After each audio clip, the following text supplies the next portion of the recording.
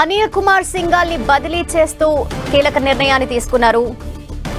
సాధారణ పరిపాలన శాఖలో అనిల్ కుమార్ సింఘాల్ రిపోర్ట్ చేయాలంటూ ఆదేశాలు జారీ చేసింది టీటీడీ.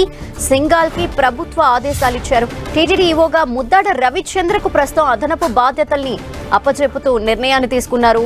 అయితే ముద్దాడ రవిచంద్ర బాధ్యతలు స్వీకరించే వరకు కూడా టీటీడీ ఇన్ఛార్జ్ ఈవోగా వెంకయ్య చౌదరి ఉండబోతున్నారు. ప్రస్తుతం సీఎం ప్రత్యేక ప్రధాన కార్యదర్శిగా రవిచంద్ర ఉన్నారు.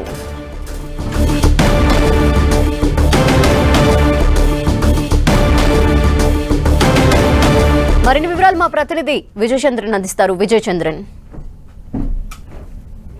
ఈ కల్తీ వ్యవహారం అయితే మొత్తానికి అధికారుల చుట్టూ వాళ్ళ తల చుట్టుకుంటుందని చెప్పొచ్చు. దీనికి సంబంధించి మనం చూస్తే కనుక టీటీడీ ఈఓగా ఉన్నటువంటి అనిల్ కుమార్ సింఘాల్ మీద ప్రభుత్వం వేటు వేసింది. వెంటనే రిలీవ్ కావాలని చెప్పేసి అనిల్ కుమార్ సింఘాల్ కు ప్రభుత్వం ఆదేశాలు జారీ చేసింది.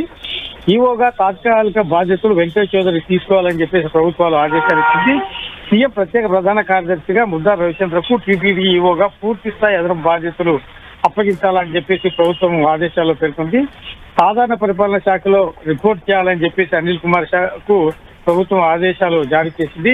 ఇదంతా చూస్తే ఈ కల్తీ లడ్డు వ్యవహారం ఏదైతే ఉందో దానికి సంబంధించి నిబంధనల ఏదైతే సడలింపు ఏదైతే ఉందో దానికి సంబంధించినటువంటి వ్యవహారంలోనే అనిల్ కుమార్ సింఘాల్ కు ఈ సిట్ నివేదికలో గతంలో ఈ నిబంధనలు సడలింపు దానికి సంబంధించినటువంటి వ్యవహారాల వల్ల అక్రమాలు జరిగాయని చెప్పేసి ఏదైతే పేర్కొనడం జరిగిందో దాని మీద ప్రభుత్వం నిర్ణయం తీసుకున్నట్టుగా మనకు తెలుస్తూ ఉంది.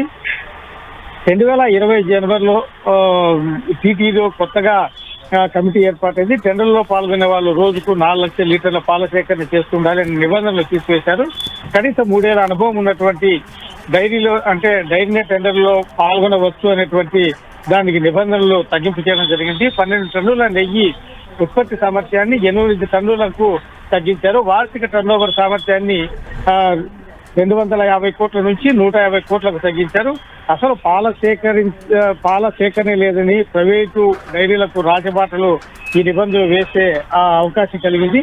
తద్వారా ఈ కల్తీ నెయ్యి ఈ టీటీడీలోకి రావడానికి అవకాశం కలిగింది అని చెప్పేసి ప్రభుత్వం భావిస్తోంది. అయితే గతంలో వైసీపీ ప్రభుత్వం అధిక ధరలకు టీటీడీ నెయ్యి కొనుగోలు చేస్తుందని చెప్పేసి చెప్తూ దాని సామర్థ్యాన్ని అంటే ఏదైతే కనుక గతంలో టెండర్లు వేసే వారికి తో పాటు మిగిలిన వాళ్ళకు కూడా టెండర్లు వేసే అవకాశం కల్పించింది. ఈ వ్యవహారం కారణంగానే గత ప్రభుత్వం ఏదైతే కనుక సూచనలు చేసిందో దాని ప్రకారం అనిల్ సింఘాల్ పాల్గొనడం జరిగింది. గతంలో దీనికి సంబంధించిన వ్యవహారంలో ఈయన పాత్ర కూడా ఉన్నటువంటి అనుమానాలను కూడా ప్రభుత్వం వ్యక్తం చేస్తూ ఉంది. కాబట్టి అనిల్ కుమార్ సింఘాల్ కు చేటు పడిందని చెప్పొచ్చు.